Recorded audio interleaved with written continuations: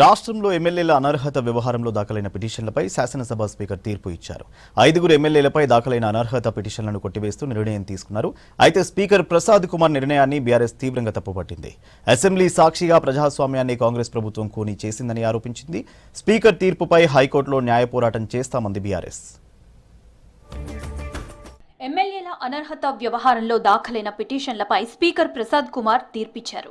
తెల్లం వెంకట్రావు, బండ్ల కృష్ణమోహన్ రెడ్డి, గూడెం మహిపాల్ రెడ్డి, ప్రకాష్ గౌడ్, అరికెపూడి గాంధీపై దాఖలైన అనర్హత పిటిషన్లను కొట్టివేస్తూ కీలక నిర్ణయం తీసుకున్నారు స్పీకర్.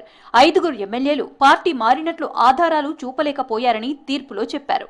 అనర్హత వేటుకు తగిన ఆధారాలు లేవని, సాంకేతికంగా 5 ఎమ్మెల్యేలు బీఆర్ఎస్ లోనే ఉన్నట్లు స్పష్టం చేశారు. మొత్తం 10 మంది ఎమ్మెల్యేలపై బీఆర్ఎస్ అనర్హత పిటిషన్లు దాఖలు చేయగా 8 మందికి సంబంధించిన విచారణ పూర్తి చేశారు స్పీకర్. అనర్హత పిటిషన్లపై స్పీకర్ త్వరగా నిర్ణయం తీసుకునేలా ఆదేశాలు ఇవ్వాలని కోరుతూ బీఆర్ఎస్ సుప్రీంకోర్టులో దాఖలు చేసిన పిటిషన్పై ఈ నెల 19న మరోమారు విచారణ జరగనుంది. 8 మందికి సంబంధించి విచారణ పూర్తి చేసిన స్పీకర్ 5 ఎమ్మెల్యేలకు సంబంధించి తీర్పిచ్చారు. 3 ఎమ్మెల్యేలైన పోచారం శ్రీనివాసరెడ్డి, కాలే యాదయ్య, సంజయ్ కుమార్ కు సంబంధించి 18వ తేదీన తీర్పు వెలువడనుంది.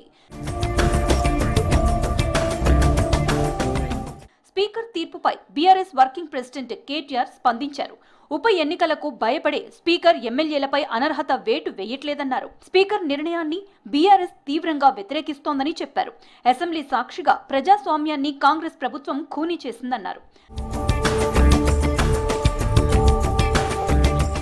స్పీకర్ గడ్డం ప్రసాద్ కుమార్ నిర్ణయంపై హైకోర్టుకు వెళ్తామని తెలిపారు. బీఆర్ఎస్ ఎమ్మెల్యేలు తమ వాదనలు పట్టించుకోకుండా ఏకపక్షంగా తీర్పు ఇచ్చారని, తీర్పు కాపీను అధ్యయనం చేసి హైకోర్టుకు వెళ్తామన్నారు.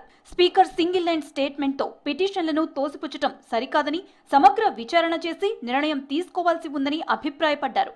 10 మంది ఎమ్మెల్యేలతో రాజీనామా చేయించి ఎన్నికలకు వెళ్లాలని డిమాండ్ చేశారు.